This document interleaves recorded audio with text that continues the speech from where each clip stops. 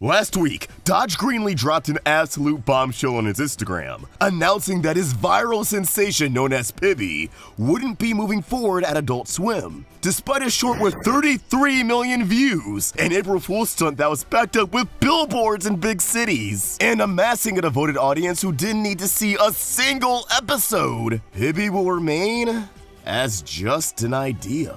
The little preschool protagonist who could, but won't. I'm sorry to say that Pibby has not been greenlit, and it doesn't look like it'll happen in the near future. Making a show is a long, difficult process, and you can never say never. But for now, it looks like Pibby most likely won't become a show. I'm sorry to all the fans. Thank you for all your support. The response to Pibby not moving forward at Adult Swim has been a lot of sadness and confusion from fans. And then there's the haters.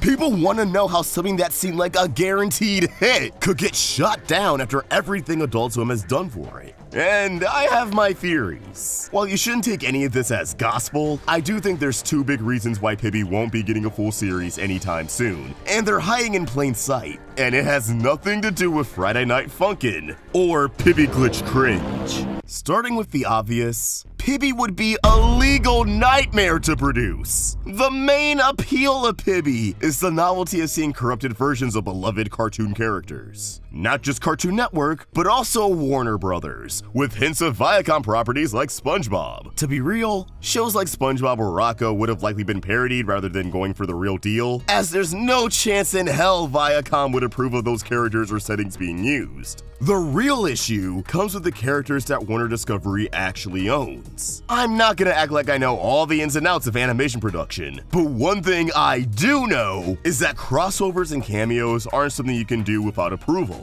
The more iconic the character is, the harder it may be to pull off. And it's definitely gotten harder over the years. Take Bird Girl, for example, a spin-off of Harvey Birdman, Attorney at Law. A big draw to that show was watching various Hanna-Barbera characters in wacky courtroom situations. Flash forward to Bird Girl, and all of the Hanna-Barbera characters are gone. And Bird Girl rarely appears in her costume, which, if you ask me, inherently made the show way less appealing. It's like eating a pizza that your mom picked all the toppings off of. Not that I would know what that's like. Times have changed, the powers that be aren't as comfortable with family-friendly characters worth millions of dollars being portrayed in an unflattering light. It doesn't mean it's impossible. The occasional crossover special or 3-minute short is fine, but a full-length series is a much different story, especially if we're talking about multiple characters from multiple shows appearing every single episode, going through legal and needing approval for every non-Pibby character. For every episode! Yeah, let's turn water into wine while we're at it. We might have ended up with a show that either went full parody of everything, losing some of the charm, or a show that has to greatly scale back on the crossovers. Which I'm sure still could have been great, but it wouldn't have been the Pibby fans were promised. It set out to be an ambitious show, and fulfilling that vision was never going to be a walk in the park.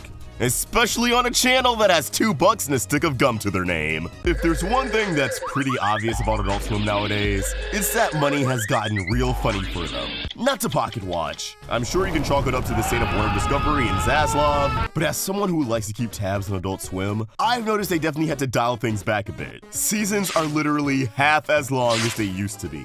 Take Aqua Teen Hunger Force, for example. Seasons 5 through 10 had 10 episodes apiece, with season 11 having 9. 8 years and a movie later, the show is finally making a comeback with season 12.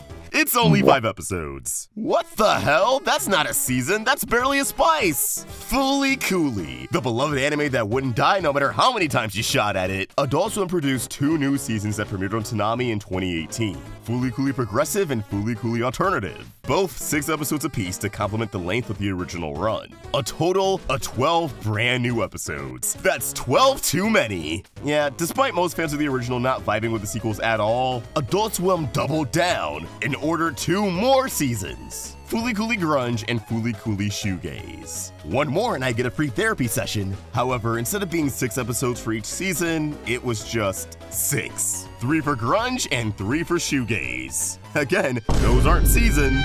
Not only were these half the length of the other seasons that were already pretty short, but it was revealed shortly after that these would be the last 2 Fooly Cooly seasons produced by Adult Swim. Darn, I really wanted Fooly Cooly Country and Fooly Cooly EDM. And while we're on the topic of anime, Toonami in general feels like it's seen better days. The lineup at the time of writing this consists of Fooly Cooly, One Piece, Naruto, and My Hero Academia, with One Piece and Naruto airing double episodes for most of the schedule. They also have the ability to rerun shows like Primal, Unicorn, and Superman, but that's just the thing. They're reruns! I'm sure a big problem is that now they have Crunchyroll standing in the way of new shows like Jujutsu Kaisen and Chainsaw Man.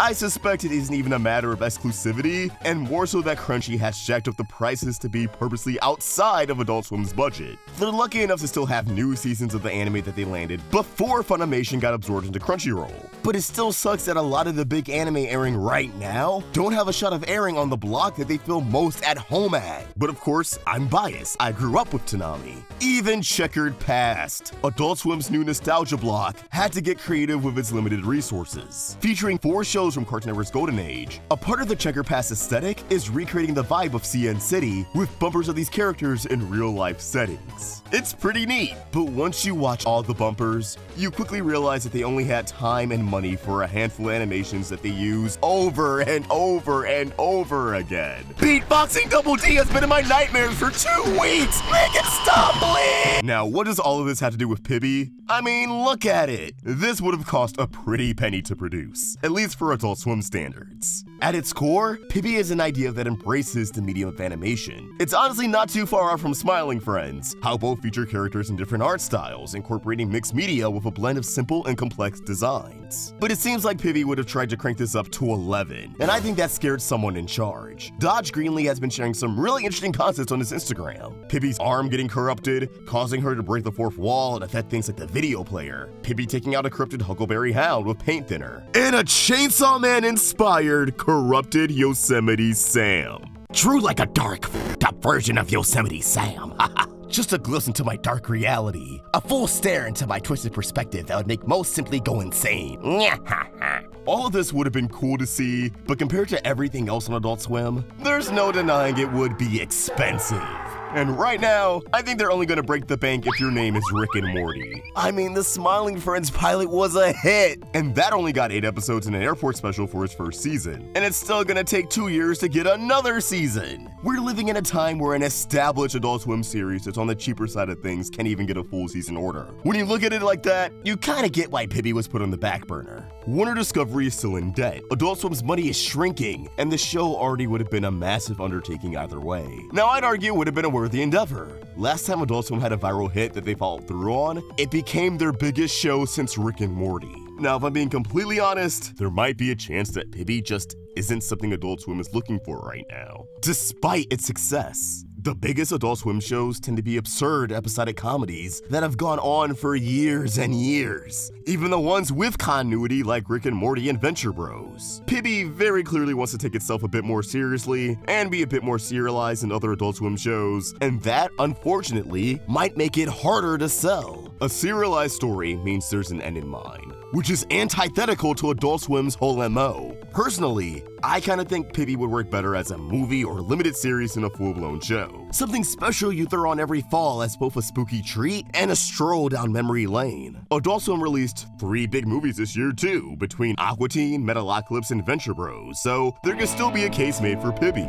That way, it gets to be remembered as something more than a viral short backed up by an April Fool's prank. The creator gets to realize his vision in some form, and the fans get a win. I imagine this could work out for Adult Swim as well, giving them the chance to roll out Pibby merch. Part of what made Rick and Morty profitable for them was the merch, and I already know if they went for it, Pibby's face would be plastered everywhere. I do hope Pibby gets to happen someday, hopefully when Adult Swim itself is in a better position. Adult Swim has always been the channel to make dreams come true, although there's been a fair amount of wasted potential in the past. Though if they just threw us a bone and did another night of Pibby glitching in and out of shows, with some bumpers wrapping up the story, I'd be content. But as always, these are just my silly thoughts and I want to hear yours. How do you feel about Pibby not moving forward as a full series? Is Adult Swim making a big mistake, or did they dodge a bullet? Let me know in the comments down below, and keep the convo moving by giving me a follow over on Twitter and Instagram Instagram at AwestruckThoughts. Shout out to JANKYBONES for a hilarious thumbnail. Find them on Twitter at JANKYBONE. And if you enjoyed this video, please sort of like and subscribe to the Roundtable for more great cartoon content. Thank you for watching. Have a great day, and I'll see you next time.